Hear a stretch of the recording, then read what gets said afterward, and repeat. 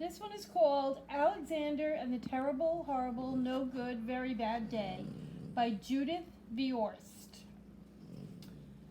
I went to sleep with gum in my mouth, and now there's gum in my hair, and when I got out of bed this morning, I tripped on the skateboard, and by mistake I dropped my sweater in the sink while the water was running, and I could tell it was going to be a terrible, horrible, no good, very bad day.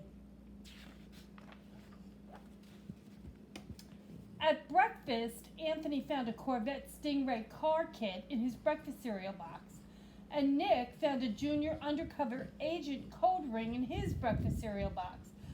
But in my breakfast cereal box, all I found was cereal. I think I'll move to Australia.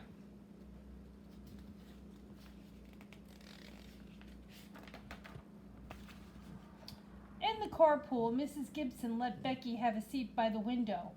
Audrey and Elliot got seats by the window too. I said I was being scrunched. I said I was being smushed. I said if I don't get a seat by the window, I am going to be car sick. No one even answered. I could tell it was going to be a terrible, horrible, no good, very bad day. At school, Mrs. Dickens liked Paul's picture of the sailboat better than my picture of the invisible castle. At singing time, she said I sang too loud. At counting time, she said I left out 16. Who needs 16? I could tell it was going to be a terrible, horrible, no good, very bad day. I could tell because Paul said I wasn't his best friend anymore. He said that Philip Parker was his best friend, and that Albert Moyo was his next best friend, and that I was only his third best friend. I hope you sit on a tack, I said to Paul. I hope the next time you get a double-decker strawberry ice cream cone, the ice cream part falls off the cone part and lands in Australia.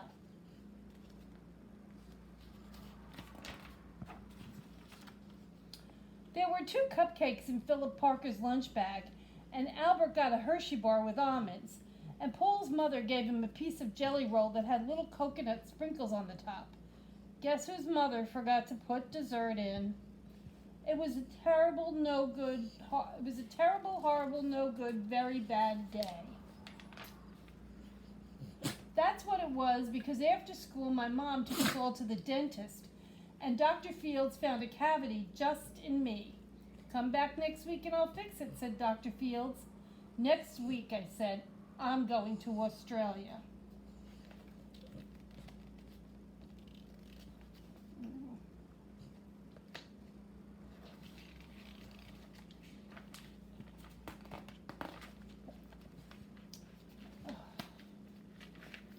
On the way downstairs, the elevator door closed on my foot, and while we were waiting for my mom to go get the car, Anthony made me fall where it was muddy, and then I started crying because of the mud.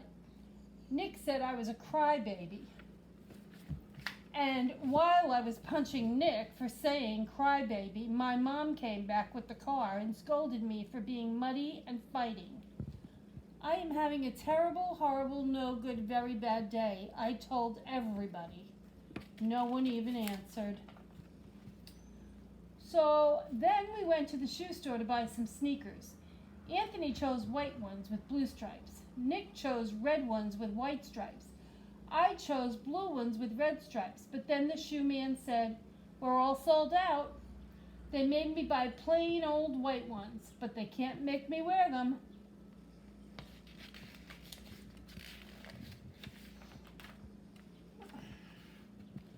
When we picked up my dad at his office, he said I could play with his copying machine, but I forgot. Oh, I'm sorry. When we picked up my dad at his office, he said I couldn't play with his copying machine, but I forgot. He also said to watch out for the books on his desk, and I was careful as I could be, except for my elbow. He also said don't fool around with his phone, but I think I called Australia. My dad said please don't pick him up anymore. It was a terrible, horrible, no good, very bad day. There were lima beans for dinner, and I hate lima beans. There was kissing on TV, and I hate kissing. My bath was too hot. I got soap in my eyes. My marble went down the drain, and I had to wear my railroad pajamas. I hate my railroad train pajamas.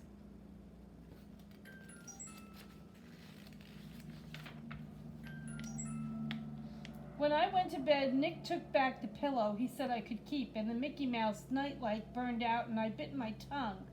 The cat wants to sleep with Anthony, not with me. It has been a terrible, horrible, no good, very bad day. My mom says some days are like that, even in Australia. The end.